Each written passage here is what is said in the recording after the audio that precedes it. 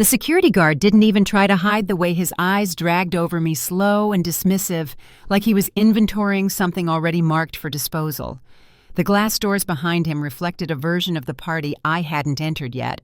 Warm lights, polished marble men in tailored suits laughing too loudly. I stood on the other side of that reflection, in a simple dress and flat shoes, holding a small envelope with my sister's name written carefully across the front. "Invitation," he asked, already smirking. "I'm here for my sister's engagement," I said. My voice was calm, practiced. He glanced at the clipboard in his hand, then back at me. "Staff entrance is around the corner," he said, pointing without looking. "Deliveries don't come through here." For a second I thought I'd misheard him. Then I saw her, my sister, through the glass, laughing with her future in-laws. Our eyes met, just for a heartbeat. Her smile faltered. Then she turned away, pretending not to recognize me. The guard cleared his throat. "You're blocking the entrance." Something settled in my chest then. Not anger, not humiliation, recognition. This wasn't confusion. It was a choice. I nodded. Once thanked him and walked toward the service corridor, my footsteps echoing down a narrower, dimmer hall. They thought this was where my night would end. They were wrong. The air changed as soon as I passed through the service door. The music dulled, replaced by the hum of machinery and hurried voices. The floor lost its shine. The walls were practical scuffed, lined with cables and handwritten notices taped at crooked angles. No one asked me who I was or why I was there. People moved past me with purpose, carrying trays, adjusting earpieces, muttering into phones. I exhaled slowly, steadying myself. I'd learned a long time ago that power didn't announce itself. It observed, it listened, it waited.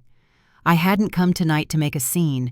I hadn't come to prove anything. I'd come because my sister was getting engaged, and because no matter how distant we'd grown, family still mattered to me, even when it forgot that I did. A young woman rushed past me, nearly colliding with my shoulder. "Sorry," she said breathlessly, already moving on. Behind her, two men argued in hushed voices about a timing issue, their words overlapping in frustration. Someone swore under their breath. Someone else laughed nervously.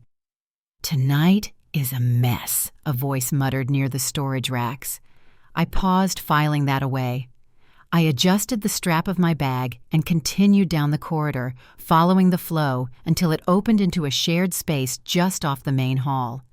From here, I could hear the party more clearly, the clink of glasses, the swell of music, the artificial brightness of celebration.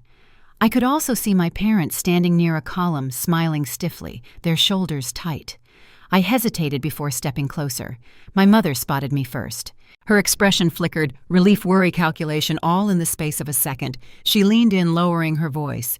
"You made it," she said as if surprised. "Good. Just try not to cause any problems tonight, okay?" I looked at her, searching for something softer beneath the words. "Problems?" I asked. She sighed, already glancing past me toward the crowd. "You know what I mean. This is important for your sister. Important." The word carried weight in my family. It always had. Important things weren't questioned. They weren't disrupted. They were endured. My father nodded in agreement, offering me a tight smile. "Just stay nearby," he added. Out of the way, again. I didn't argue. I never did, not in moments like this. Arguing required an audience willing to listen. I found my sister near the center of the room a few minutes later. She looked radiant in a way that felt practiced hair, perfect posture, rehearsed smile, calibrated for approval. When she noticed me approaching, her expression shifted, smoothing into something polite and distant. "I'm glad you came," she said, touching my arm lightly. Her grip didn't linger. "But maybe it's better if you stay." Toward the back. "Tonight's a lot, I repeated. She nodded, eyes darting toward her future in-laws. "They're very particular. I just don't want anything to distract from the evening."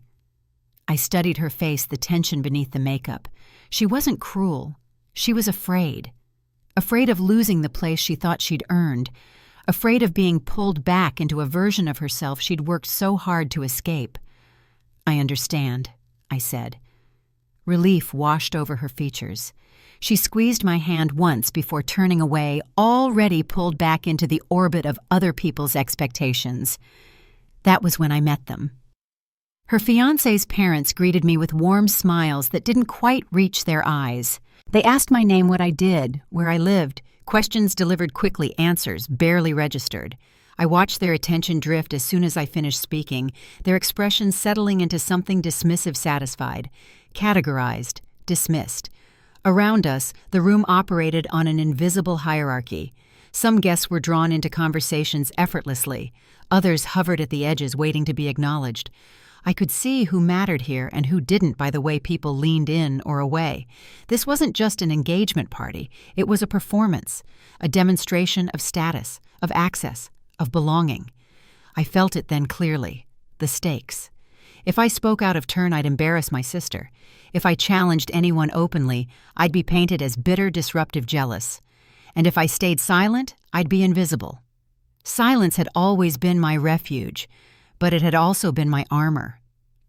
I drifted back toward the edge of the room, closer to the service corridor than the dance floor. From here, I could see both worlds at once, the polished front and the strained machinery behind it. I watched staff members move with forced efficiency, watched managers whisper urgently into phones, watched small cracks form beneath the surface of perfection. A man in a headset argued with someone off to the side, his voice tight. A server froze when a last-minute instruction was barked at her, panic flickering across her face before she nodded and rushed away. Something wasn't right. I leaned against the wall, unnoticed, listening. It would have been easy to leave then, to slip back out through the service entrance and let the night unfold without me. No one would have stopped me. No one would have blamed me. But I stayed, because I could already see where this was headed, because I knew what happened when pressure met pretense, and because once you noticed the cracks, you couldn't unsee them. I hadn't stepped into the spotlight, not yet. But the night had already begun to shift, and somewhere beneath the music and the smiles, something was about to break. I stayed near the edge of the room long enough to understand the rules. Who spoke first? Who interrupted without apology? Who waited smiling too long, hoping to be noticed? The hierarchy revealed itself quickly once I stopped looking for warmth and started looking for patterns. My parents stood a few feet away, angled toward my sister's future in-laws, like satellites pulled into a stronger orbit. They laughed a little too eagerly at jokes that weren't funny. My mother kept smoothing the front of her jacket, a nervous habit she'd never quite broken. My father nodded along, hands folded behind his back, posture rigid as if standing at attention might earn him approval by proximity. I approached them slowly, not because I was afraid of the conversation, but because I already knew how it would go. "You found your seat?" my father asked, glancing past me as if expecting someone more important to appear at any second. "I'm standing," I said. My mother's smile tightened. "That's fine. Just stay close, okay? We don't want anyone thinking we're disorganized." Disorganized. Another word that carried history. In our family, disorganized meant embarrassing. It meant failure without a paycheck. It meant being the wrong version of yourself in front of the wrong people. "I won't cause a scene," I said quietly. My mother relaxed just a little. "Good," she replied, as if that was all she needed from me. There was no question about how I was doing, no acknowledgement of the fact that I'd been sent around the building like a delivery person. That part of the evening had already been mentally erased. It didn't fit the story they needed tonight. I let it go. I'd spent years learning when to push and when to step back. This wasn't a moment that could bear weight. Not yet. My sister drifted back toward us, radiant and tense all at once. Up close, I could see the fine cracks beneath the polish, the way her smile faltered when conversations lagged, the way her eyes kept darting toward her fiancé's parents for cues. "You're okay?" I asked softly. She nodded too quickly. "Yes. It's just a lot. Everyone's watching. They always are," I said. She hesitated, then leaned closer. "Listen," she murmured, keeping her smile fixed for anyone who might be looking. "Maybe stay near the back for a bit, just until things settle." There it was. Not unkind, not cruel, just careful. She wasn't asking me to leave. She was asking me to make myself smaller. "I understand," I said again. Her shoulders loosened, relief flickering across her face before she turned back toward the crowd, pulled away by another congratulatory embrace. I watched her go, a familiar ache settling in my chest. We hadn't always been like this. There had been a time when we shared secrets late at night, when she trusted me with her fears, instead of hiding them behind ambition. Somewhere along the way, she'd decided that becoming someone else was safer than being herself. And I'd let her. A voice interrupted my thoughts. "And you are a woman," asked brightly. I turned to find my sister's future mother-in-law standing far too close. Her smile practiced her eyes sharp. She held a champagne flute delicately, fingers barely touching the glass. "I'm her sister," I said. "Ah," she replied, nodding. "Of course. How lovely." Her gaze flicked over me again, lingering just long enough to make the assessment clear. "And what do you do?" I answered honestly. I always did. She smiled politely, then turned to greet someone else before I'd even finished speaking. The conversation ended not with dismissal, but with indifference, which somehow felt worse. I was no longer worth her time.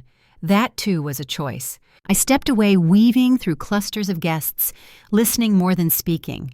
Conversations overlapped career trajectories, strategic moves, people who knew people who could open doors.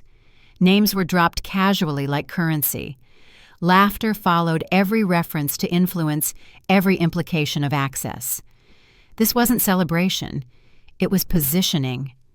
I noticed how often my sister's future in-laws used the word "we" when talking about decisions, and how rarely anyone questioned it.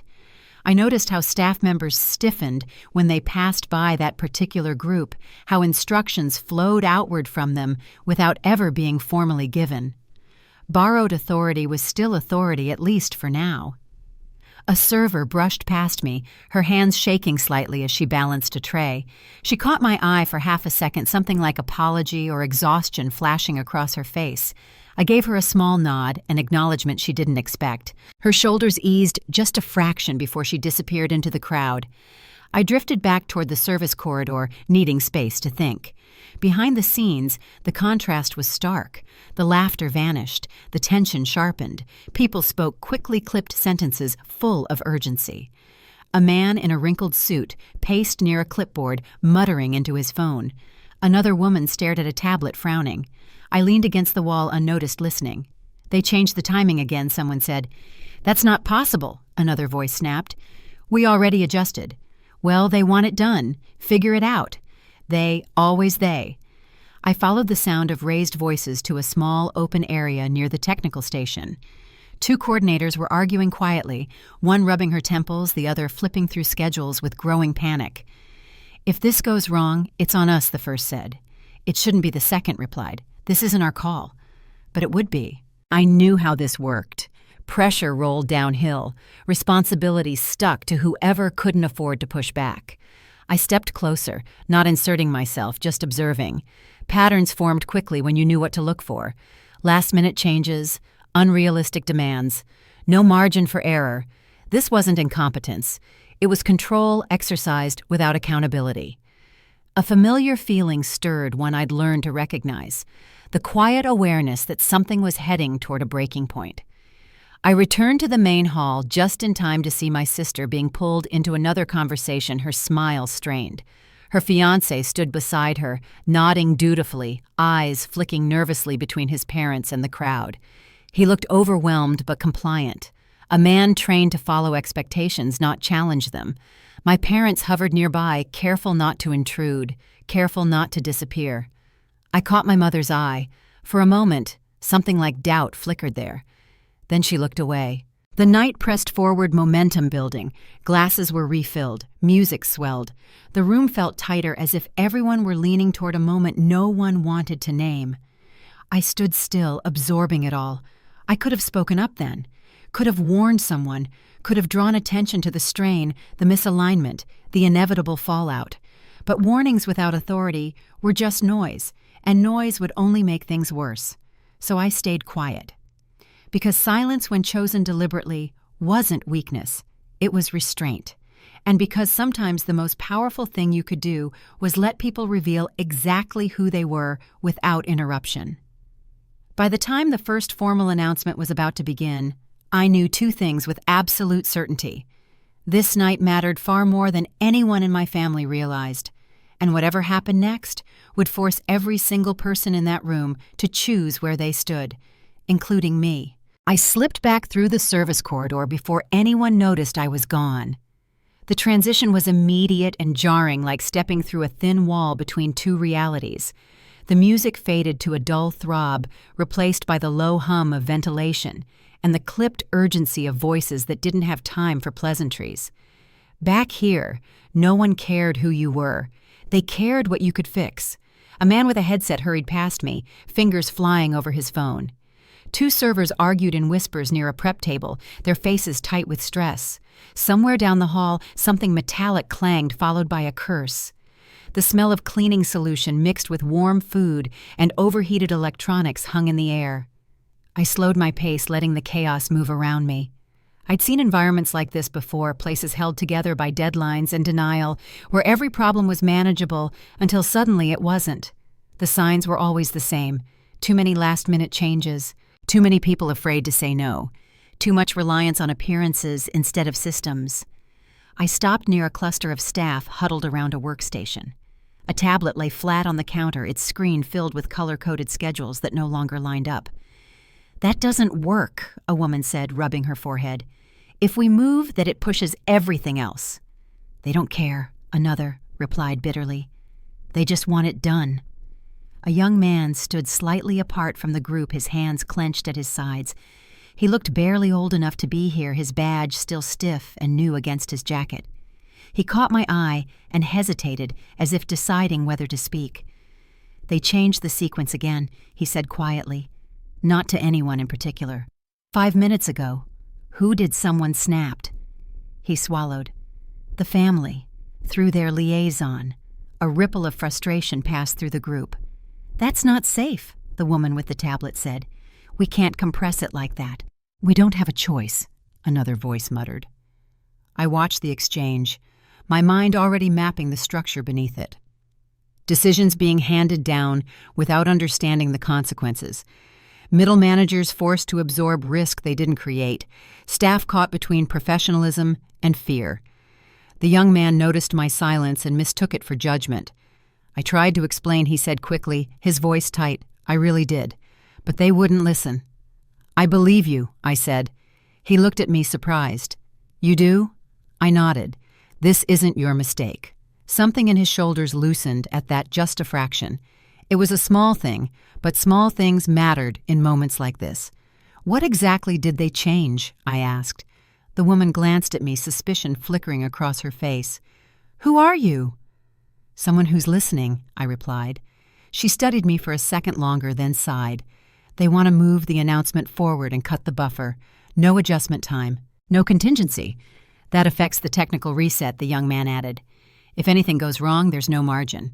"And if something does go wrong?" I asked. She gave a humorless laugh. "Guess who gets blamed?" I didn't need to ask. I already knew. I leaned closer to the tablet, scanning the schedule. The problem wasn't just the timing. It was the accumulation of compromises layered on top of one another, each one survivable on its own, all of them together a recipe for failure. "How long until they expect this to happen?" I asked. 20 minutes, the woman said. "Maybe less." I exhaled slowly. In the front of the house, 20 minutes was a glass of champagne and polite laughter. Back here it was a countdown. "Who's authorized to approve changes to this sequence?" I asked. The woman hesitated. "Technically, senior operations. But they won't contradict the family," I finished. She didn't argue. I straightened. "What if you don't compress it?" I asked. Her eyes widened. "We can't just ignore them." "No," I said calmly. "You can't. But you can frame it differently." They stared at me. "Restore the original buffer." I continued. "Shift the visible elements, not the technical ones. Buy yourselves time without making it obvious." That would require, the young man started then stopped as he thought it through. "It might work. It will," I said, "if you reroute the signal check and stagger the cues." The woman blinked. "You sound very sure." "I am." She searched my face for a moment, then looked back at the tablet. Her fingers hovered over the screen, indecision written into every line of her posture. "If we do this without approval, and it goes wrong," she began.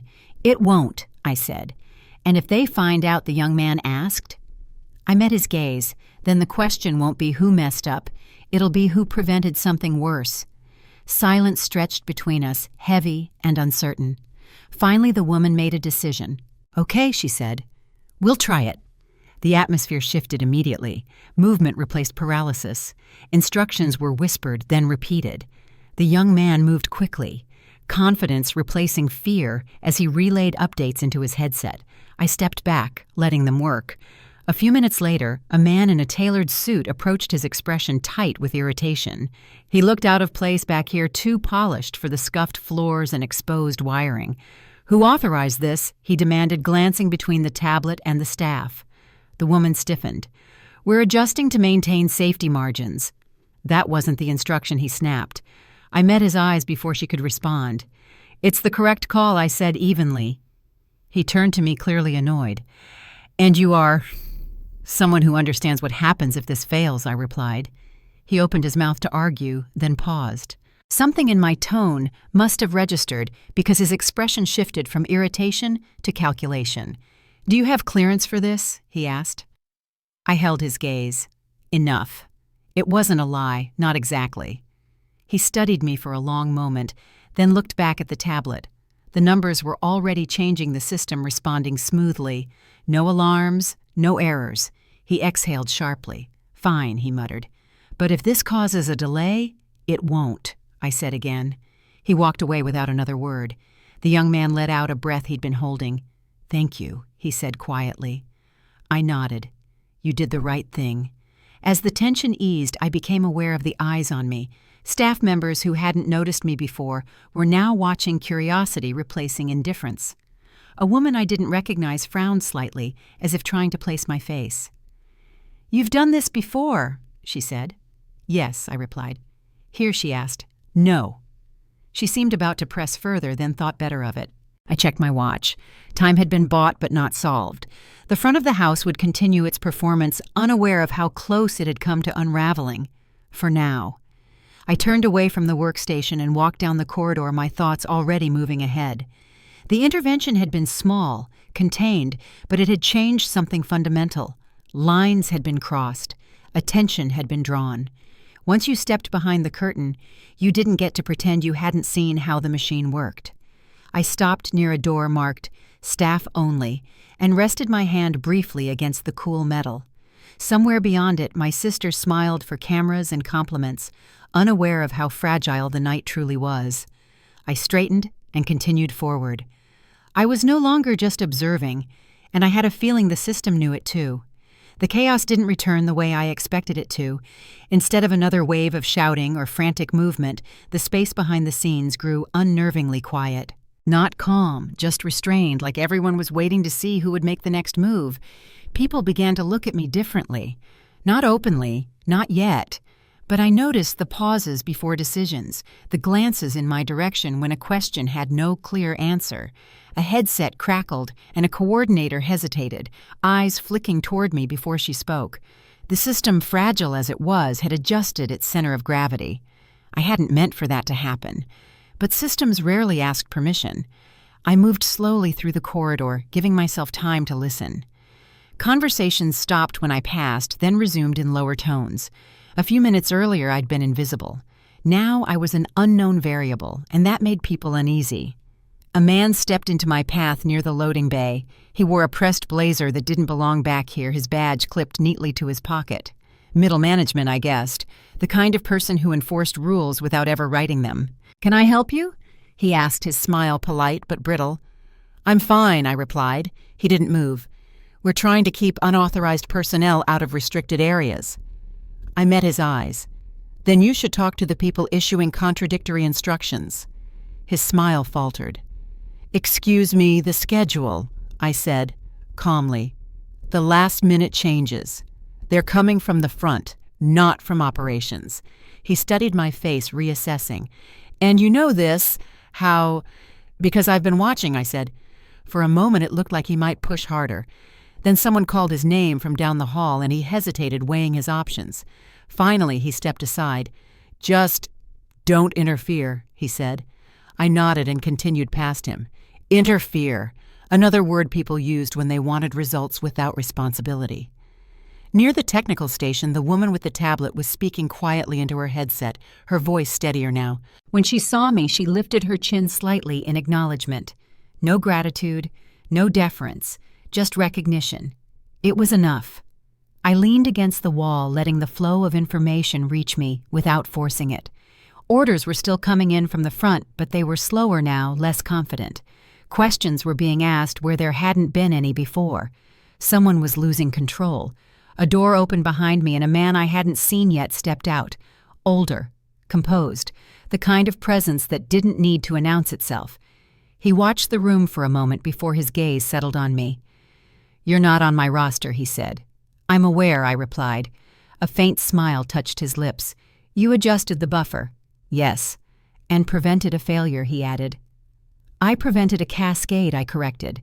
"Failure would have been cleaner." He considered that. "You speak like someone who's done this at scale." "I have," I said. Silence stretched between us. Not uncomfortable, just deliberate. "Who sent you?" he asked finally. "No one," I said. "I was already here." His eyes narrowed slightly, not in suspicion, but in interest. "You're not worried about stepping on toes. I'm worried about what happens when people with borrowed authority push systems they don't understand," I said. That earned me a quiet chuckle. Fair. He glanced toward the front of the building. "They've been making demands all evening." "I know. And you think that ends well?" "No," I said. "I think it ends loudly unless someone limits the damage." He studied me for another moment, then nodded once. "I won't ask who you are," he said. "But if you're going to keep intervening, be precise." "I intend to be." He turned and disappeared back through the door, leaving behind the distinct impression that a line had just been drawn and not against me. The requests from the front escalated shortly after, not in volume, but in tone, the kind of sharp urgency that came from people realizing they were being slowed down. A runner arrived breathless. "They want confirmation," she said. "Now, on what the tablet woman asked, on whether the sequence is locked." The woman looked at me without thinking. It was instinctive, uncalculated. She caught herself a second later, but the moment had already passed. "It is," I said. "For a reason." The runner hesitated. "I need to tell them something." "Tell them it's being reviewed," I replied. "And that rushing it increases exposure." "Exposure to what she asked. Everything I said." She nodded and hurried off. That was when I felt it, the subtle shift of attention from irritation to suspicion. People don't like it when obstacles don't move. They like it even less when those obstacles don't explain themselves. I checked my phone not for messages, but for timing. The night was reaching the point where performances collided with reality, where pressure made people careless. Voices rose near the corridor entrance. I recognized the cadence before I saw the faces. My sister's future in-laws, flanked by their liaison, swept in with an air of offended entitlement. "What's taking so long?" the woman demanded. We were very clear about our expectations. The liaison tried to placate her. "They're ensuring everything runs smoothly." "I don't care how smooth it is," she snapped.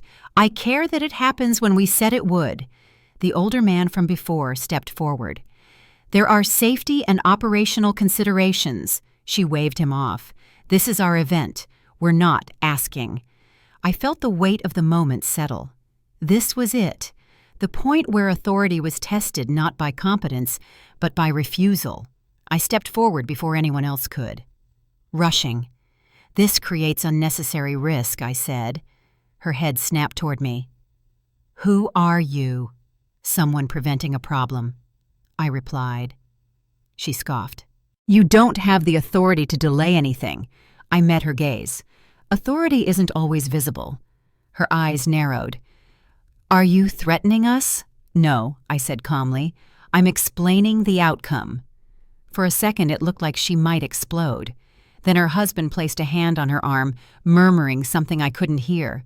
She straightened lips pressed thin. "This isn't over," she said, before turning sharply and walking away. The silence she left behind was thick.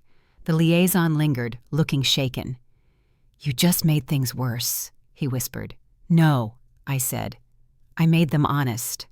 He stared at me, then shook his head and followed after them. Around us, the staff resumed moving, but the energy had changed. The fear was still there, but it was mixed now with something else. Expectation. A woman I hadn't noticed before leaned toward me. They're asking about you, she said quietly. I expected that, I replied. They want to know who's interfering. Then they'll find out. I'm not, I said. She frowned. What does that mean? It means I'm not interfering, I said. I'm correcting. She watched me for a moment, then nodded slowly, as if deciding something. They won't like that. I know. As I turned away, I felt it clearly then. The borrowed power of people used to being obeyed had finally met resistance. Not loud, not dramatic, just immovable. And that scared them far more than confrontation ever could, because the people with borrowed power had started to notice the person with real control, and they were already too late to stop what came next. Something was wrong long before anyone said it out loud.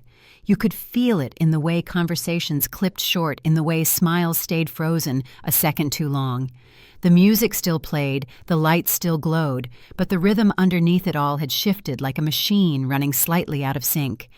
I stepped back into the main hall and immediately sensed the tension. Servers moved faster, eyes darting. A coordinator whispered urgently into a headset near the stage. Guests laughed, but it was the kind of laughter that filled space rather than celebrated anything. The engagement party was cracking. At first it was subtle. A microphone squealed during a welcome announcement, feedback ripping through the room before cutting out abruptly. The speaker froze blinking, then laughed it off, while the audience offered polite applause. A technician scrambled behind the scenes, face flushed. Nodding apologies no one cared to hear. My sister stood nearby, hands clasped tightly in front of her, her smile faltering just enough for me to notice. She glanced toward her future in-laws, searching for reassurance, and found none. Her future mother-in-law leaned toward a guest instead, whispering something sharp, her expression pinched with irritation. The next problem came faster. A presentation meant to introduce the families flickered onto the screen behind the stage. Instead of the carefully curated images, a half-loaded slide appeared unfinished raw. Gasps rippled through the room. Someone cut the feed, plunging the wall into blank darkness. This time the laughter didn't come. A man in a dark suit stepped forward, voice raised just enough to be heard. "What is going on?" he demanded. A young staff member hurried up, cheeks burning. "We're fixing it now, sir. That's not acceptable," he snapped. This was supposed to be seamless. I recognized the tactic immediately. Control through humiliation. Establish dominance by finding a target small enough to crush publicly. My sister's future mother-in-law joined him, her voice sharp and precise. "Do you have any idea how unprofessional this looks?" The staff member opened her mouth, then closed it. There was nothing she could say that wouldn't make it worse. I felt something settle in my chest. Not anger, resolve. The coordinator from earlier rushed forward, trying to defuse the situation. "We've had several last-minute changes," she said carefully. "We're doing everything we can." "Excuses," the woman replied. "If you can't handle a simple timeline, you shouldn't be here." The staff member's eyes glistened. She nodded quickly, backing away as if shrinking might make her invisible. I watched the exchange closely. This wasn't frustration. This was deliberate. Every mistake, no matter how small, was being amplified, weaponized. The message was clear. Power resided at the front, blame flowed backward. I took a step forward. "Publicly dressing down staff doesn't solve technical issues," I said evenly. The room stilled just for a heartbeat. Her head turned toward me slowly. "Excuse me. It increases the chance of another error," I continued. "People make better decisions when they're not panicking." A few guests shifted uncomfortably. The coordinator looked at me with something like gratitude mixed with fear. "And who are you?" the woman asked. "Someone who doesn't want this to spiral," I replied. She laughed sharply. "This is not your place." I met her gaze. "Then neither is the blame." Her smile vanished. "I suggest you stop inserting yourself into matters you don't understand." I held my ground. I understand enough. There was a murmur in the crowd now. Not agreement, but curiosity. The worst thing for people like her wasn't opposition. It was uncertainty. She turned away with a huff, dismissing me, as if I were nothing more than a fly. But I saw it then, the crack in her composure, the brief flash of anger that came from being challenged without warning. Behind the scenes, the fallout was immediate. I slipped back toward the corridor just as two managers converged near the technical station, voices low and urgent. "They're furious," one said. "They want this fixed now, no delays." "That's not possible," the other replied. "We already stretched it."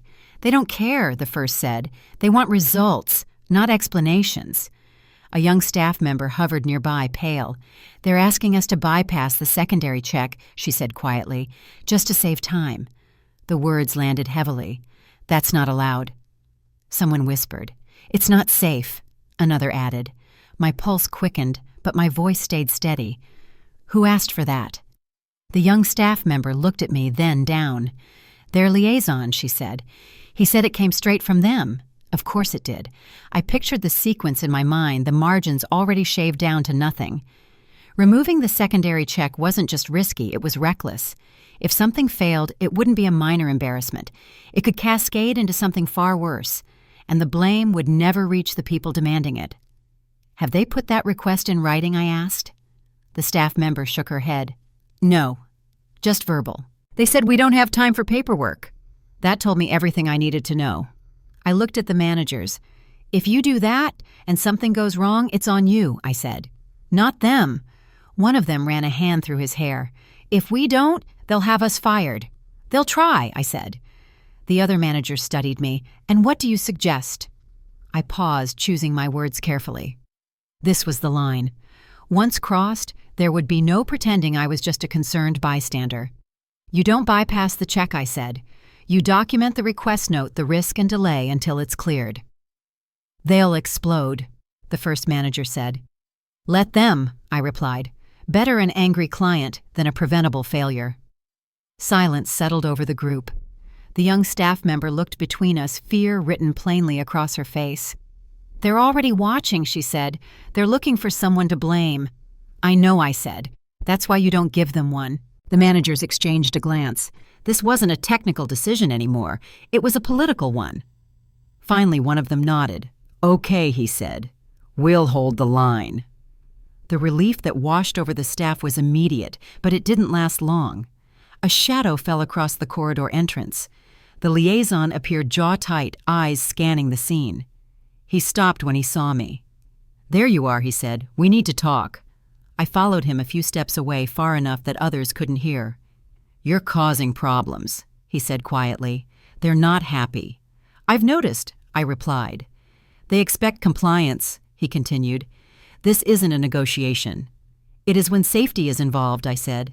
He leaned closer. "You're overstepping." I met his gaze without flinching. "I'm preventing a mistake." His voice dropped. "Do you know who you're dealing with?" "Yes," I said.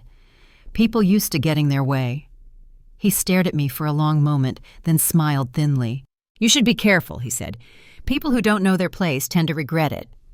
"I know my place," I replied. "That's the difference."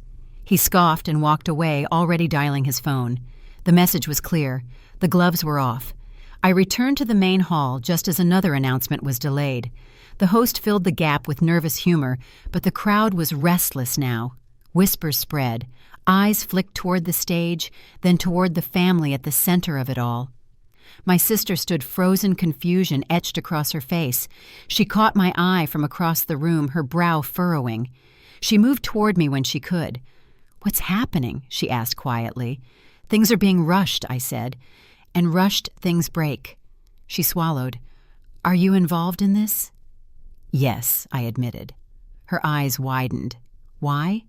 "Because someone has to say no," I replied. She looked torn, fear and trust colliding in her expression. Before she could respond, her future mother-in-law appeared at her side, her smile sharp enough to cut. "We need a moment," she said pointedly, placing a hand on my sister's arm and steering her away. I watched them go, something heavy settling in my stomach. Back in the corridor, the staff moved with grim determination. They were holding the line, but they knew what it meant. Retaliation was coming. It always did. I stood there feeling the weight of the choice I'd made. I could still step back, still let the system crush whoever stood in its way, still retreat into anonymity. But I didn't, because some lines once drawn demanded to be defended. They had tried to break the night quietly. I had just made sure they couldn't ignore the consequences. The consequences of holding the line didn't arrive all at once. They came in small, precise movements like pieces sliding across a board no one had realized was in play. Behind the scenes, the dangerous request never happened. The secondary check stayed in place. The compressed sequence was quietly restored to something workable. The system breathed again, fragile but intact. And people noticed. I saw it in the way staff members straightened when they passed me, in the way questions paused mid-air before finding their way to my ears. A technician glanced at me before confirming a cue. A coordinator nodded once, quick and grateful, before returning to her screen. The machine had accepted the correction. But machines weren't the only things watching. Whispers moved faster than instructions now. I caught fragments as I walked through the corridor, half-sentences, cautious speculation. Who approved that? She said no, and it stuck. That wasn't supposed to happen. I didn't slow down. I didn't speed up. I kept my pace measured, my posture neutral. Authority didn't need to announce itself. It needed to be consistent. Near the technical station, one of the managers intercepted me. He looked tense, but there was something else there too, respect edged with uncertainty. "They're asking questions," he said quietly. "About the delay," I asked. "About you." I met his gaze. "What are you telling them that you're advising operations?" he said. "Nothing more." "That's enough," I replied. He hesitated. "They're not used to being told no. I know." He studied me for a moment longer, then nodded and stepped away. He hadn't asked who I was. He hadn't demanded credentials. That was new. The first real pushback came minutes later. A revised request landed through the liaison, carefully worded this time, wrapped in language meant to sound reasonable. It proposed a partial workaround, a compromise that would technically satisfy the safety requirements while restoring their timeline. On paper, it looked acceptable. In practice, it was a trap. I read through the details, my jaw tightening. If approved, it would put responsibility squarely back on the staff while giving the family plausible deniability. If anything went wrong, they'd claim it wasn't what they asked for. Clever, predictable. I handed the tablet back. "No," I said. The coordinator blinked. "No counter with conditions," I replied. "Documented approval. Full sign-off." "They'll never agree to that," she said. "Then it doesn't move forward," I said. She swallowed. "They're going to escalate." "I expect them to," I said. She nodded slowly and relayed the message. That was when the temperature dropped. The liaison reappeared, his smile gone, replaced by something colder. "You're forcing their hand," he said. "No," I replied. "They're showing it."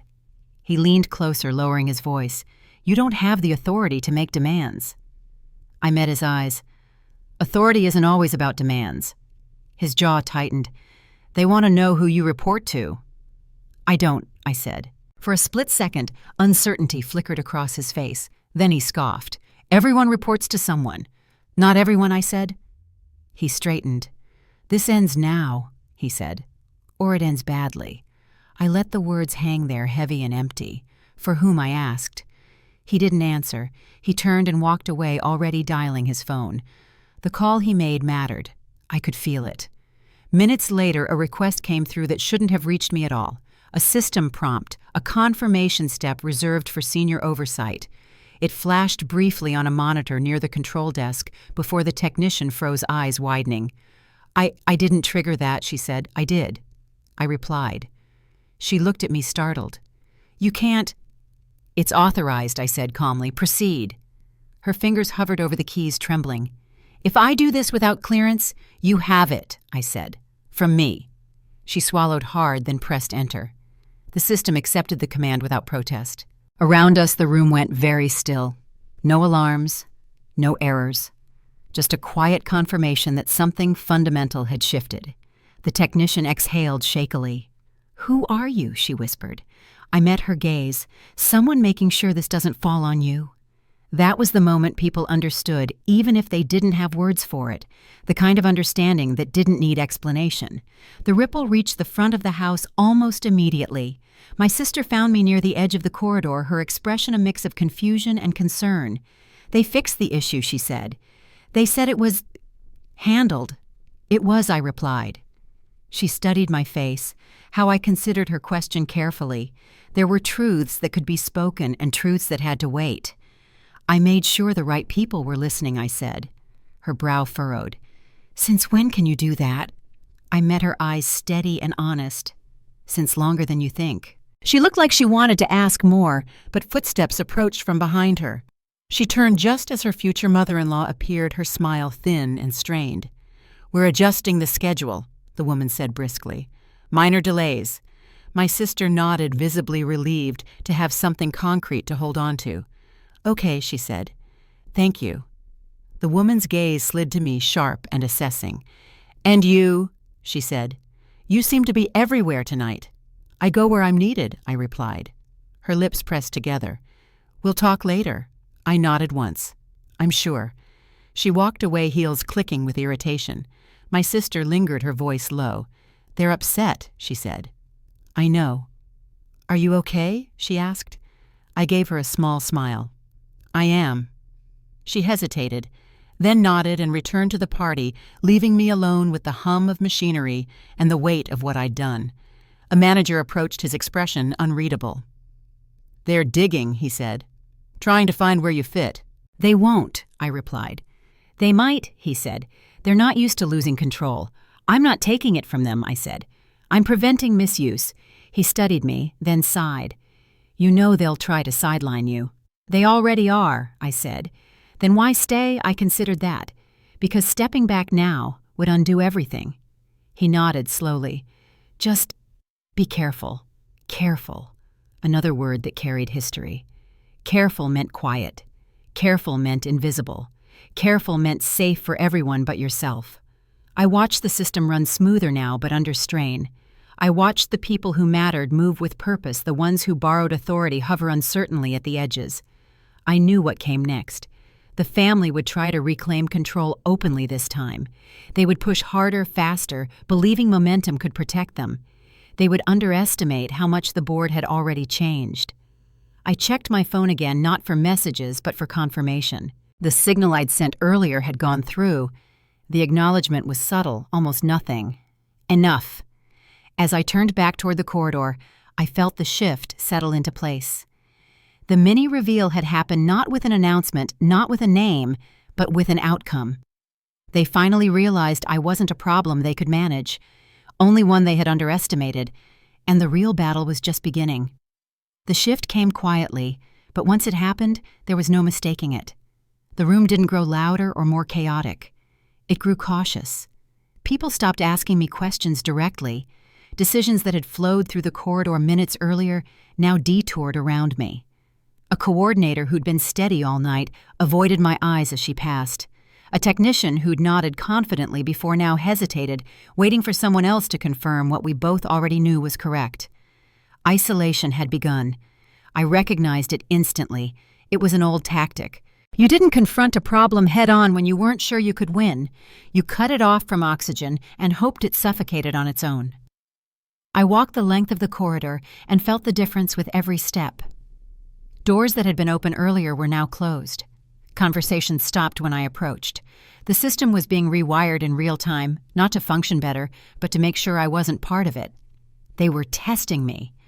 A revised schedule appeared on a wall monitor, flashing briefly before being replaced by another. The changes weren't operational improvements. They were symbolic.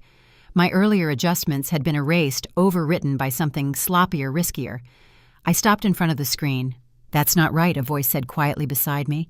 I turned to see the young staff member from earlier, his face pale but resolute.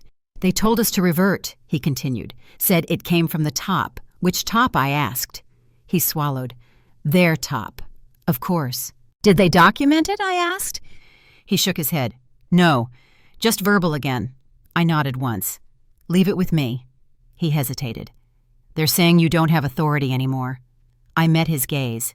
"Did they say who does?" He didn't answer because there was no answer to give. I turned back toward the corridor just as two managers emerged from a side room, their expressions tight. They stopped short when they saw me. "We've been instructed to proceed without your input," one of them said, his voice formal. "By whom?" I asked. He glanced at the other manager before answering. "By the family." I let the silence stretch. "That's not a department," I said. He flushed. "They're the clients. And clients don't outrank safety," I replied. The second manager sighed. "Look, we're under pressure. They're threatening to pull support to make calls. They're saying you're interfering for personal reasons." There it was. The smear. Quiet, careful, just plausible enough to plant doubt. "I am personally invested," I said, "in making sure no one gets hurt." "That's not how they're framing it," the first manager replied. "Of course not," I said. They shifted uncomfortably. "We're being told to move forward," the second manager added, "without delay." "And if something goes wrong?" I asked. Neither answered. I nodded. "Then this is where I step back," I said. Relief flickered across their faces too quickly for them to hide it. They thought this was a victory. "I'll remove myself from the chain," I continued, "but I won't disappear." Their relief faltered. "What does that mean?" one of them asked. "It means I'll be watching," I said, "and documenting." They exchanged glances. "You're making this worse," the first manager muttered. "No," I replied. "I'm making it honest." I walked away before they could respond. The next blow landed closer to home. I found my sister near the edge of the main hall, her shoulders tense, her smile brittle. She looked relieved when she saw me, then uncertain as she noticed the expressions around us. "They pulled me aside," she said quietly. "Your involvement came up." I didn't interrupt. "They said you were causing delays," she continued, "that you might be doing it because you don't approve of the engagement." I felt the sting of that sharp and precise. "And what did you say?" I asked. She hesitated. "I said I didn't think that was fair," but I prompted gently. "But they made it sound serious," she admitted, "like you were overstepping, like you were going to get someone in trouble." I nodded slowly. "They would say that." Her voice dropped. "Is it true?" I looked at her, really looked at her. The fear beneath her composure wasn't about me. It was about losing the fragile world she'd built around this night. "I'm not doing this to sabotage you," I said. "I'm doing it because what they're asking for is dangerous." She searched my face. "Why didn't you tell me sooner?" "Because you wouldn't have been allowed to hear it," I replied. "And because they would have used you to stop me." Her eyes widened slightly. She hadn't considered that. "They said if things go wrong, it'll reflect on our family," she said. I nodded. "It will." "And you're okay with that?" I took a breath. "I'm okay with the truth." She looked away, torn. "I don't know who to believe," she whispered. "You don't have to believe me," I said. "Just watch what happens." She nodded, though I could tell it didn't comfort her. Before she could say more, her future mother-in-law appeared, her hand closing possessively around my sister's arm. "We need you," she said pointedly, her gaze flicking toward me with open hostility. My sister was pulled away without another word. I stood there for a moment, the noise of the party pressing in around me, and felt the full weight of the isolation settle. This was the point they always aimed for. Cut off from allies, cut off from family. Make the problem doubt itself. I didn't. Back in the corridor, the atmosphere had shifted again. People moved quickly, avoiding eye contact. The revised schedule was being implemented, corners cut with grim efficiency. I watched the system strain, saw the margins disappear. They were forcing the moment. I stepped into a small side room and closed the door behind me. For the first time all night, I allowed myself stillness. This was no longer about preventing a single failure. It was about exposing a pattern. I took out my phone and sent a message. Short, precise. It triggered a process I'd hoped not to use tonight, one that would require the opposing side to commit fully to their choices. Once they did, there would be no undoing it. I returned to the corridor just as raised voices echoed from the main hall. The family had made a decision, a public one. They were accelerating the timeline, announcing a change that would lock everything into place. I saw the confidence on their faces as they passed the belief that speed would protect them, that if they moved fast enough, no one could stop them. They were wrong. A coordinator caught my eye from across the room, panic flickering in her expression. "They're doing it," she mouthed. I nodded once. This was the moment I'd been waiting for. They thought forcing the moment would protect them. They didn't realize they'd just stepped into the trap. The room went quiet in a way that had nothing to do with sound. The music still played, the lights still glowed, but everything underneath froze like a held breath no one dared release. They had forced the moment. Everyone could feel it. Staff clustered closer to their stations, eyes fixed on screens that updated too quickly. Managers stopped pretending to multitask and simply waited. Even the guests sensed the shift, their conversations thinning out, their laughter softer, uncertain. The system was looking for someone to steady it. And whether they liked it or not, it was looking at me. I stepped away from the corridor and into a small unoccupied office just off the operations floor. The door closed with a soft click behind me, cutting off the noise. The room was spare desk chair, a framed evacuation map on the wall. No windows, no distractions. For the first time that night, I allowed myself to stop moving. I rested my palms on the edge of the desk and breathed in slowly. This was the space between decisions, the narrow strip of time where outcomes were still negotiable. I'd learned to recognize it years ago. Back then, I hadn't understood the cost of silence. The memory came unbidden, sharp, and precise. A different venue, a different event, different people wearing the same confidence. I'd been younger, newly promoted, still believing that competence alone protected you. When the warning signs appeared, compressed timelines, undocumented requests, quiet pressure, I'd spoken up early, too early. They'd smiled, nodded, thanked me for my input, and done exactly what they wanted anyway. When things went wrong, the failure had landed neatly at my feet. I'd been visible, vocal, and expendable. I remembered standing alone in a room not unlike this one, listening as responsibility was reassigned in careful language. No raised voices, no accusations, just a clean transfer of blame. That was the night I learned the difference between authority and power. Authority announced itself. Power waited. I straightened the memory receding as the present reasserted itself. Tonight was different. I hadn't rushed to warn. I hadn't demanded attention. I'd let the pattern reveal itself fully, let the pressure expose who was making decisions and who would pay for them. Now the board was set. A soft knock came at the door. "Come in," I said. The door opened to reveal a woman I hadn't seen before.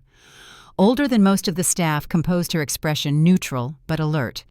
She closed the door behind her and studied me without preamble. "They're escalating," she said. "I know," I replied. "They're demanding the override be pushed through," she continued. "Immediately." "And you?" I asked.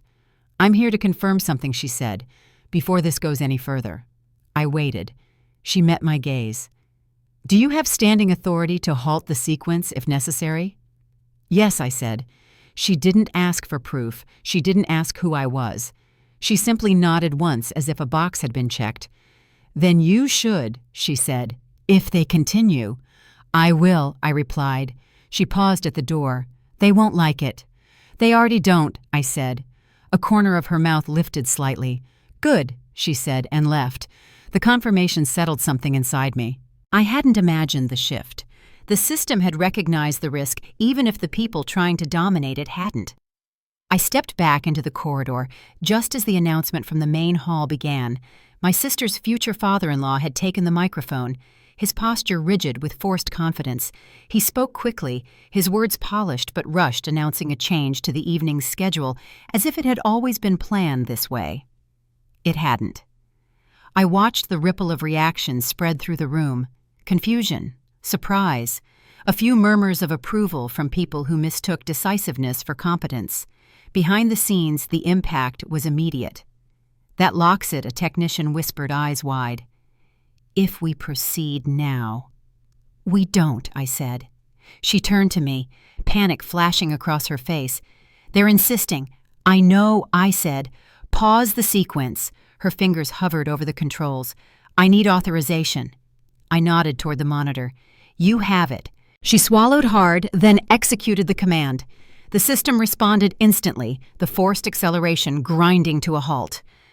A buffer reappeared on the screen, restoring space, where there had been none seconds earlier. In the main hall, the microphone cut out mid-sentence. A collective gasp rose from the crowd. The man froze, blinking in disbelief, as the sound system went silent. His wife leaned toward him, whispering urgently, her composure cracking. Voices rose. Someone gestured angrily toward the back of the room. And then the question started. "What's happening? Is there a problem? Who stopped it?" I stepped forward, not onto the stage, but into the open space just behind it. I didn't raise my voice. I didn't need to. "The sequence has been paused," I said clearly, "until it's safe to proceed." The man spun toward me, his face flushing. "You can't do that." "I already did," I replied. "This is our event," his wife snapped. "You don't have the authority I do," I said. The word landed with more force than I expected, not because of volume, but because of certainty. A few heads turned toward me, staff members straightened.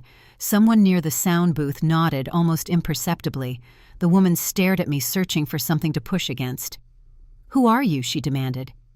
I held her gaze. "Someone who's responsible for what happens next." Silence followed, heavy and unmistakable. My sister stood frozen near the front, her hands clenched together. Our eyes met. Confusion warred with dawning understanding in her expression. "Why didn't you tell me?" she asked softly, when the room had grown quiet enough for her voice to carry. I didn't look away. "Because if I had, you wouldn't have been allowed to hear it."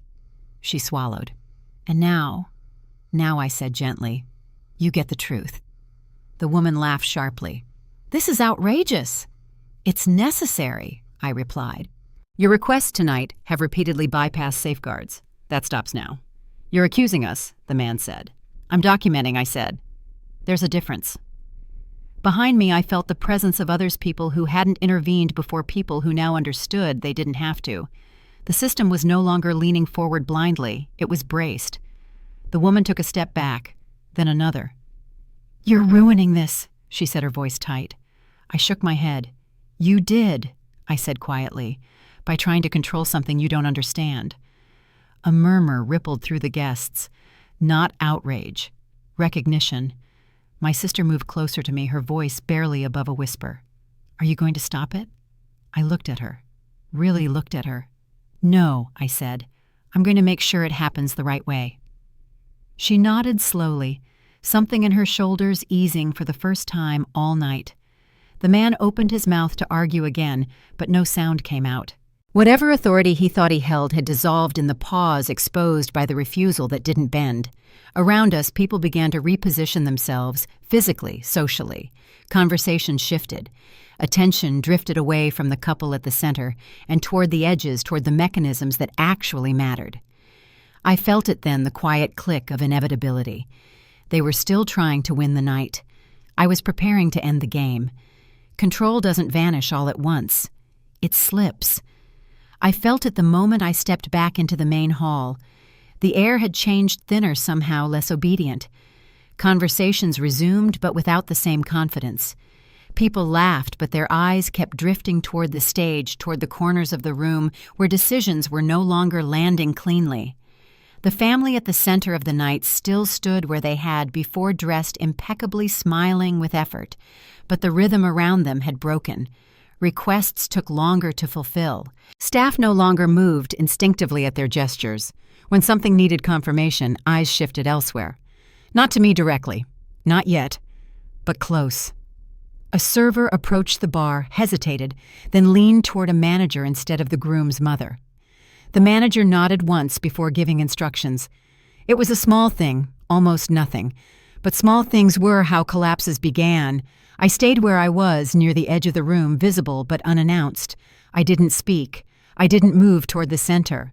I let the imbalance reveal itself. A guest near me whispered to her companion, not bothering to lower her voice enough. "Did you notice," she said, "they don't seem to be running things anymore?" Her companion frowned. "Who is then?" She shrugged. "No idea. But something's off." Across the room, the groom's father tried to initiate another announcement. He leaned toward the microphone, tapped it once, then twice. Nothing happened. A technician approached, murmured something, and gestured for him to wait. He didn't like that. "I need this addressed now," he said sharply. The technician shook his head. "I'm waiting for confirmation." From whom the man demanded. The technician glanced past him, eyes flicking toward the operations desk, then away. "From operations," he said. That should have been routine. Instead, it landed like a slap. The groom's father opened his mouth to argue, then stopped. He looked around, searching for support for someone to reinforce the authority he was used to wielding. His wife stepped forward, lips tight. "This is unacceptable," she said. "We've been patient." A manager approached, his tone measured. "We're resolving a sequencing issue," he said. "It won't take long." "You don't understand," she snapped. "This is not a request." The manager didn't flinch. "I understand," he said, "but we're not proceeding until it's cleared." Silence followed, not the respectful kind, the kind that exposed uncertainty. A few guests shifted uncomfortably. One excused herself to the restroom. Another pretended to check his phone and drifted away. Social gravity was already pulling people towards safer ground. I watched the groom's parents retreat slightly, huddling together, voices low and urgent. The confidence had drained from their posture, replaced by something brittle. They hadn't prepared for resistance. They'd prepared for admiration. Behind them, my sister stood frozen, caught between loyalty and dawning clarity. She looked smaller now, not because she'd lost stature, but because the illusion around her was collapsing faster than she could process it. I moved closer, stopping a few feet away. "Are you okay?" I asked quietly. She nodded, but it was automatic. Her eyes stayed fixed on her future in-laws. "They're arguing," she said. "I know," I replied. "They've never argued like this," she whispered. "Not in public." I didn't say anything. I didn't need to. The truth was unfolding on its own. A sudden burst of laughter cut through the tension from the far side of the room, too loud, too abrupt. Someone was trying to reclaim normalcy by force. It didn't work. The sound fell flat, drawing more attention to what everyone was avoiding. A woman near the front leaned toward her husband. "I thought they owned this place," she murmured. "So did I," he replied. Apparently not. That was the first crack they couldn't cover. The groom's mother turned sharply, scanning the room, her gaze landing on me. Our eyes locked. For a moment there was no anger there, just calculation. The frantic assessment of someone realizing the rules had changed mid-game. She broke eye contact first. Minutes later, the second fracture came. A decision was announced, firm, public, delivered with the tone of finality. The groom's father declared that the evening would proceed immediately, adjustments or not. He smiled tightly, daring the system to defy him. It did. Nothing moved. No lights shifted. No cue followed. The technician at the booth didn't look up. The manager didn't respond. The silence stretched merciless. "Why isn't it happening?" The groom's father snapped. The manager stepped forward. "Because we don't have clearance," he said evenly. From whom the man demanded again, louder this time. The manager glanced briefly in my direction before answering. "From oversight." That was all it took. A murmur rippled through the room, no longer subtle. People exchanged looks. Some stepped back physically, distancing themselves from the center of the conflict. Others leaned in, hungry for the reveal. The groom's mother's face flushed. "This is absurd," she said. "We've been assured you were assured incorrectly," the manager replied. Her mouth opened, then closed. For the first time, she had no one to override. No shortcut. No borrowed power left to spend. I felt eyes on me now, openly curious. Someone near the bar tilted their head, studying me. A woman I didn't recognize whispered my description to her friend. I hadn't said anything new, I hadn't claimed anything, but my position had shifted. I wasn't the center, I was the reference point. My sister turned to me slowly. "You knew this would happen," she said. "Yes," I replied. She swallowed. "Is it going to get worse?" I considered the question honestly. "For them," I said. "Yes." Her shoulders sagged, grief and relief colliding. "I feel like I'm watching strangers," she whispered. "You are," I said gently. "So am I." Across the room, the groom stood silent, eyes darting between his parents and the staff. He looked young in that moment, stripped of the confidence he'd borrowed from their certainty. He didn't speak. He didn't defend them. That silence spoke volumes. The groom's parents retreated again, this time toward a corner, voices low and sharp. I didn't need to hear the words to understand the panic underneath them. Their options were closing. Every path out of this room led through accountability. I felt no triumph, no satisfaction, only inevitability. A coordinator approached me, voice barely audible. "They're asking if they can regroup," she said. "For what purpose?" I asked. She hesitated. "To figure out how to proceed." I nodded. "Tell them they can wait," I said. "But nothing moves without clearance." She nodded and hurried off. The collapse wasn't dramatic. It didn't involve shouting or spectacle. It was quieter than that, more devastating. People stopped deferring, stopped pretending, stopped believing. The family that had entered the night wrapped in confidence now stood isolated, their power stripped down to what it had always been, performance without foundation. I stayed where I was, letting the room adjust around the truth. They were still standing, but the ground beneath them was already gone. The moment could no longer be delayed. The guests had been drawn closer to the stage by confusion, as much as curiosity, their conversations thinning until the room felt strangely hollow.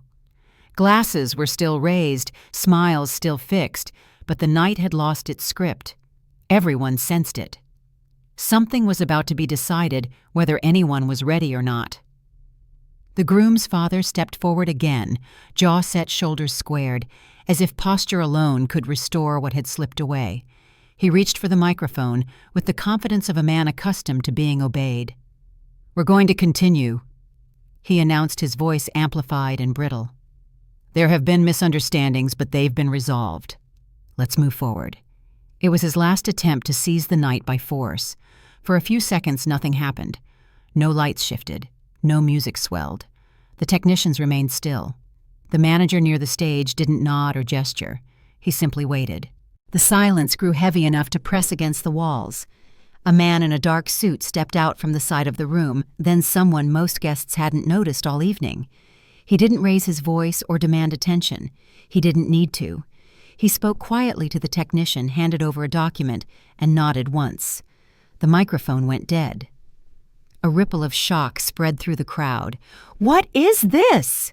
The groom's mother demanded, her composure finally cracking. "Who authorized that?"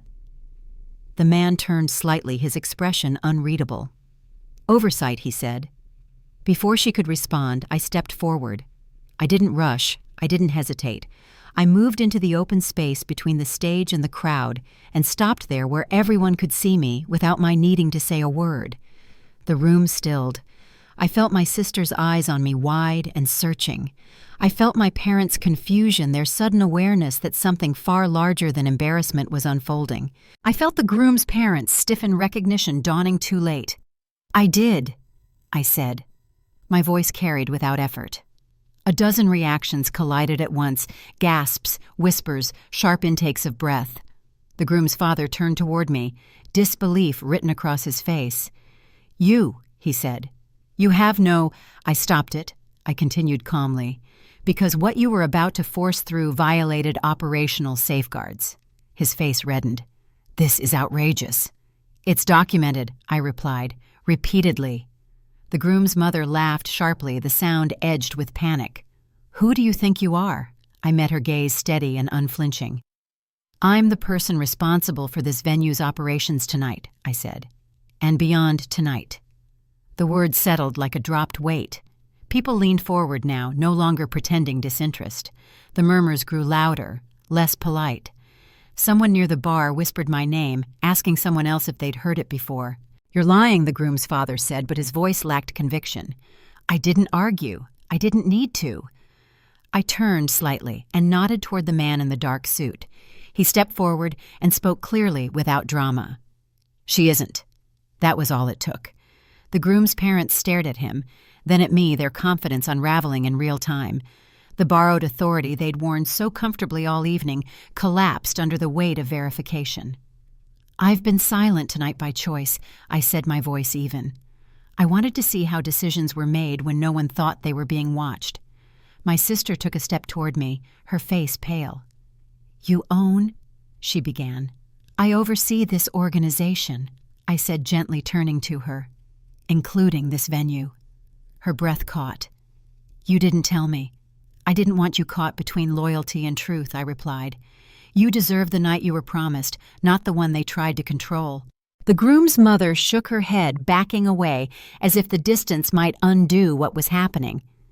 "This is a setup," she said. "You planned this." "No," I said. "I prevented it." I faced the room again, not seeking approval, not demanding attention. Throughout the evening, I continued. There were repeated attempts to bypass safety checks, compress timelines, and override staff judgment. Each request was verbal. Each one was denied documentation. I paused, letting the words sink in. "I have records," I said. "Times, names, decisions." The groom's father opened his mouth, then closed it. There was nothing left to argue. Denial required a foundation he no longer had. Around us, the social shift was immediate and brutal. Guests who'd been orbiting the groom's parents drifted away, suddenly absorbed in their phones or conversations elsewhere. The laughter that returned was low and awkward relief mixed with fascination. "This isn't personal," I said. "It's structural." The groom's mother's voice trembled. "You humiliated us." I shook my head. "You exposed yourselves." The groom stood frozen, his eyes darting between his parents and my sister. Finally he spoke, his voice barely audible. "You said everything was handled." She turned on him, fury flashing. "Not now!" But it was already too late. I looked at my sister. "I won't make your decision for you," I said softly. "But you should know what kind of people demand obedience instead of understanding." She swallowed, her eyes shining.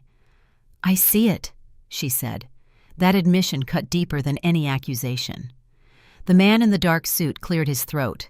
"For clarity," he said, addressing the room, "operations will proceed once all safeguards are restored.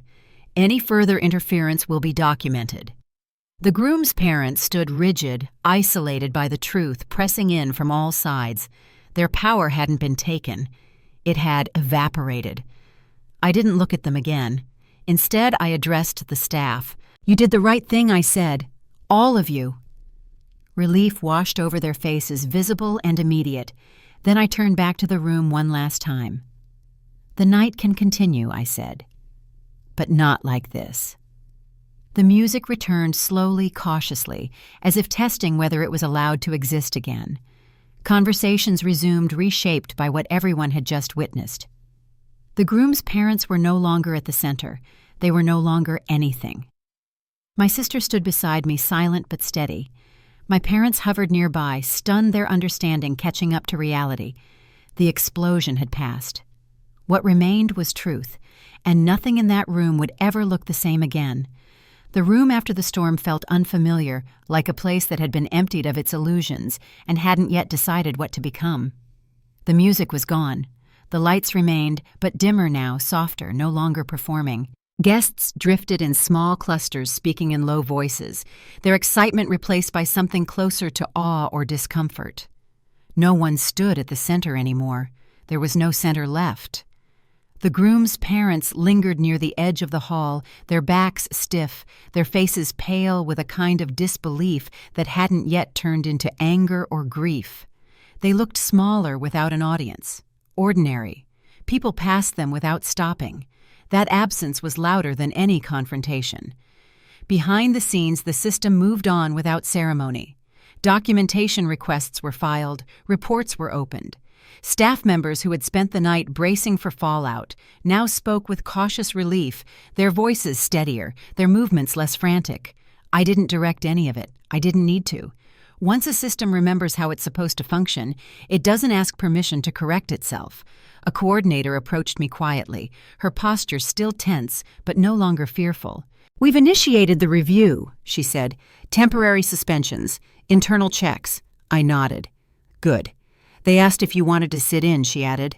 "No," I said. "They know what to do." She hesitated, then smiled faintly. "Thank you," she said before returning to her work.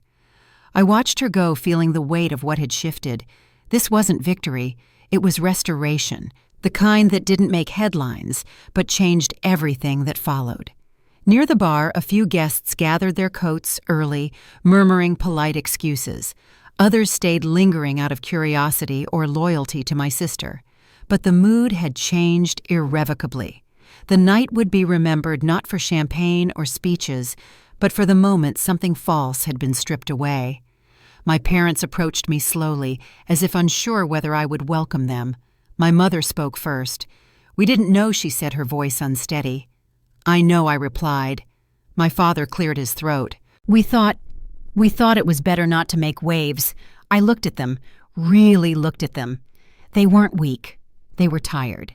Tired of fighting battles they didn't believe they could win. Sometimes I said gently, "Not making waves costs more."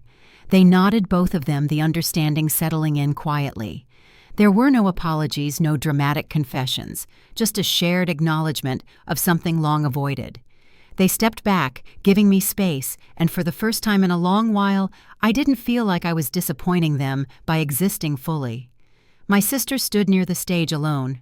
I crossed the room slowly, aware of the way people watched, without staring, their curiosity restrained by respect. When I reached her, she turned toward me, her eyes red but steady. "I don't know what to say," she admitted. "You don't have to say anything," I replied. She exhaled a shaky sound. "I feel like I've been pretending for so long that I forgot how heavy it was." I nodded. Pretending always gets heavier. She looked toward where her fiancé stood a few feet away, silent, uncertain. "They're not who I thought they were," she said. "No," I agreed. "But now you know." She swallowed. "I chose them. I chose this." "Yes," I said, "you did.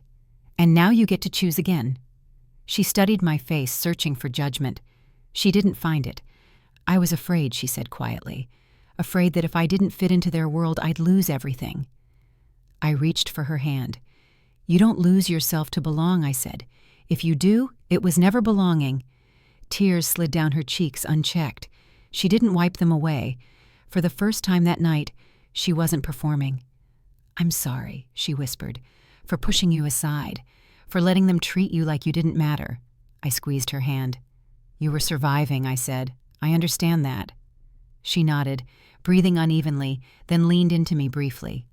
Not dramatically, just enough to feel real. Behind us, raised voices cut through the quiet.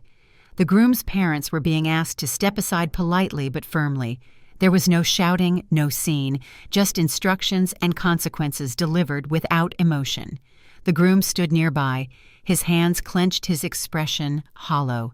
For a moment, the groom's mother looked at me. There was no fury left in her eyes, only fear. I didn't look away. She turned, shoulders slumping, and followed the manager toward a private area. That was the end of it. Not with triumph, not with revenge, just with truth catching up. Later, when the room had emptied further and the staff began dismantling what remained of the evening, I stood alone near the entrance. The same doors where I'd been redirected hours earlier now stood open unattended. I stepped outside into the cool night air and let it settle against my skin. I thought about how easily this could have gone another way, how close we'd come to an outcome where silence won and harm followed quietly behind it. How often that happened in rooms like this, in families like mine. Power didn't always corrupt. Sometimes it just revealed. I chose not to press further, not to dismantle lives beyond what accountability required. There would be consequences. There always were. But I wasn't interested in destruction for its own sake. Stopping at the line mattered. I returned inside just as my sister approached again, calmer now. "What happens next?" she asked. "That depends on you," I said. "But you won't be alone." She nodded, a faint smile touching her lips. "I believe that." As the last guests departed and the staff finished their work, the building settled into stillness. No applause marked the end. No announcement closed the night. Only responsibility remained. And for the first time in a long while, I was at peace with that. Time didn't rush back in after that night. It returned carefully, as if testing whether the space it re-entered was safe. Weeks passed, then more. The story of the engagement party faded from conversation, replaced by newer distractions, newer dramas. That was how it always worked. Public memory was short, consequences less so. I stood one morning in a quiet office overlooking a city that hadn't changed at all. Traffic moved, phones rang, meetings began and ended on schedule. From the outside, nothing about my life looked different, but everything was. The venue ran smoothly now. Not perfectly, nothing ever did, but honestly. Requests were documented, timelines respected. People asked questions without fear of punishment. I noticed it most in the smallest details: a technician who pushed back politely and wasn't overruled, a junior coordinator whose concern was taken seriously instead of dismissed. Power, when used correctly, didn't make noise. It made space. I thought about that night more often than I expected. Not with regret, with clarity. For years I'd believed silence was protection, that if I stayed out of sight, stayed useful but unremarkable, I could avoid becoming a target. And in many ways that had worked. I'd built systems quietly influence carefully authority that didn't need to be announced. But silence had a cost. It let other people decide what was acceptable. It let cruelty hide behind etiquette. It let incompetence wear confidence like armor. That night had forced me to confront something I'd avoided for a long time, knowing when silence stopped being strategic and started being complicity. My sister and I talked more after everything settled. Not every day. Not with grand gestures. Just honest conversations, sometimes awkward, sometimes raw. She had ended the engagement. Not dramatically, not in public. She told me later it had been one of the hardest conversations of her life, not because she still loved him, but because she had to admit how much of herself she'd abandoned to make it work. I kept telling myself it was temporary, she said once, sitting across from me at a small cafe, that I'd get back to myself later. I nodded. Later has a way of disappearing. She smiled sadly. I know. She didn't rebuild overnight. Neither of us did. Trust didn't snap back into place just because the truth had been exposed. But something quieter replaced it: mutual respect. The kind that didn't require agreement, only honesty. Our parents adjusted too. Slowly, carefully. They never said the words "we were wrong" out loud, but they didn't have to. They asked questions they'd never asked before. They listened without rushing to smooth things over. For them, that was everything. One afternoon, months later, I walked through the same entrance where the security guard had redirected me that night. The doors opened automatically now, indifferent to who approached them. No one stopped me. No one looked twice. I passed through the lobby at an unremarkable hour, the space stripped of glamour and performance. Just a building doing its job. I didn't feel triumphant. I felt settled. Power, I'd learned, wasn't about proving people wrong. It was about making sure fewer people got hurt when others tried to be right at any cost. I had no interest in becoming the kind of person who dominated rooms for sport. I'd seen where that led.